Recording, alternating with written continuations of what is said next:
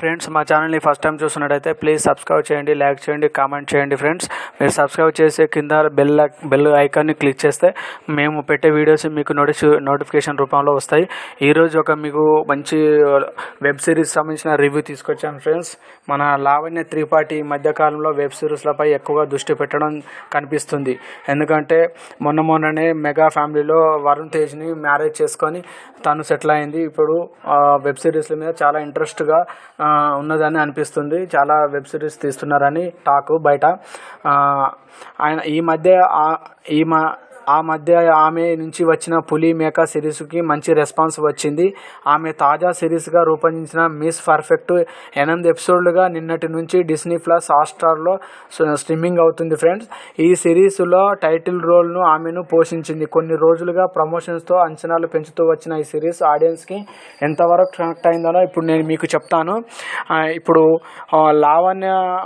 లావణ్యకి అందులో మెయిన్గా చెప్పాలంటే ఈ సిరీస్లో క్యారెక్టర్ ఏంటంటే ఢిల్లీలో జాబ్ చేస్తూ ఉంటుంది. ఏదైనా సరే పర్ఫెక్ట్గా ఉండాలని ఒక థాట్లో ఉన్న ఒక హ్యూమన్గా తను నటించింది. ఏది ఉండాలో అదే, ఎక్కడ ఉండాలో అది అక్కడే ఉండాలి అనే పరిశుభ్రతపై బాగా పట్టు ఉన్న ఒక మహిళలాగా ఆమె నటించింది ఈ సినిమాలో. కాకపోతే ఏంటంటే పరిశుభ్రత పాటించకపోతే ఆమెకు ఇరిటేషన్ వస్తుంది. ఈ సినిమాలో తానే శుభ్రం చేయడానికి ఎంత మాత్రం వెనకాడదు. అలా చేయకపోతే ఆమెకు మనశ్శాంతి ఉండదు అనే క్యారెక్టర్లో ఆమె ఇమిడిపోయి ఆమె నటించింది.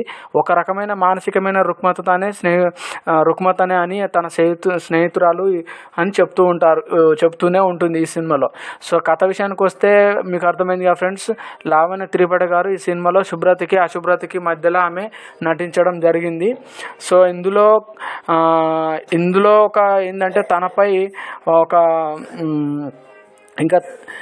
ఇంకా తారా అనే యువతితో రోహిత్ పెళ్లి జరిపించాలని అతని తల్లి శ్రీదేవి నిర్ణయించుకుంటుంది. కానీ కొంతకాలంగా కొడుకు ప్రవర్తనతో మార్పు వచ్చిందని తెలిసి అతనిపై జ్యోతినే నిఘా పెడుతుంది. సో ఈ సీక్రెట్ ఆపరేషన్ పూర్తి చేయడానికి తన తమ్ముడు కార్తిక్తో కలిసి జ్యోతిరంగంలోకి దిగుతుంది. మెయిన్ కంటెంట్ ఇది. పర్యవసానంగా లావణ్య రోహిత్లకు ఎలాంటి ఇబ్బందులు ఎదురయ్యాయి, రాజ్యలక్ష్మి గోకుల్ లవ్ ట్రాక్ ఏమవుతుంది, జ్యోతి సీక్రెట్ ఆపరేషన్ సక్సెస్ అవుతుందా అనేదే ఈ వెబ్ సిరీస్ యొక్క మెయిన్ ఉద్దేశం.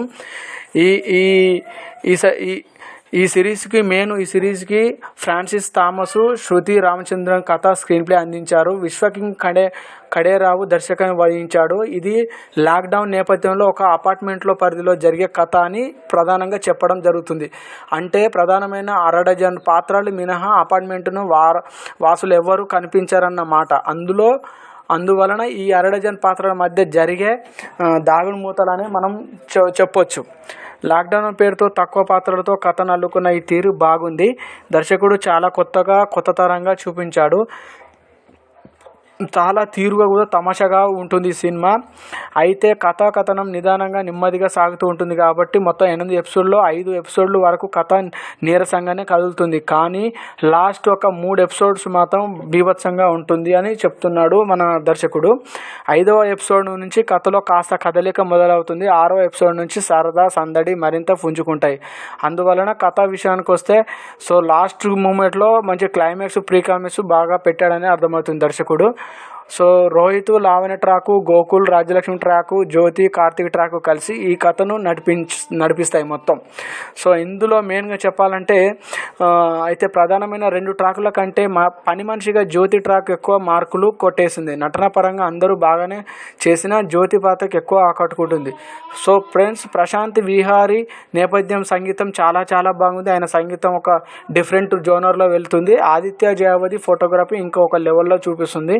సో మ్యాక్సిమం ఇందులో లావణ్య త్రిపాఠిని ఒక కొత్తగా చూపించడానికి మ్యాక్సిమం ఫోటోగ్రఫీ అయితే చాలా ఉపయోగపడింది. రవితేజ, గిరిజల ఎడిటింగ్ బాగానే ఉన్నాయి.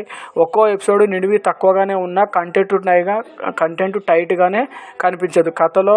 కథనంలో వేగం కనిపించదు. ఈ 2 కుదిరి ఉంటే మరింత ఫన్గా పిడిపించడానికి చాలా ఇంకా మంచిగా ఉండేది. సో నాకైతే ఒక యావరేజ్గా అనిపించింది సార్. మీరు కూడా చూడండి. సో మీరు కూడా చూసి ఎలా ఉందో చూడండి ఫ్రెండ్స్. ఇది హాట్స్టార్లో స్ట్రీమ్ అవుతుంది ప్రజెంట్. ఫ్రెండ్స్ మా వీడియో నచ్చినట్టయితే ప్లీజ్ సబ్స్క్రైబ్ చేయండి, లైక్ చేయండి, కామెంట్ చేయండి, బెల్ ఐకాన్ క్లిక్ చేయండి. మేము పెట్టే వీడియోస్ మీకు చేరువవుతాయి.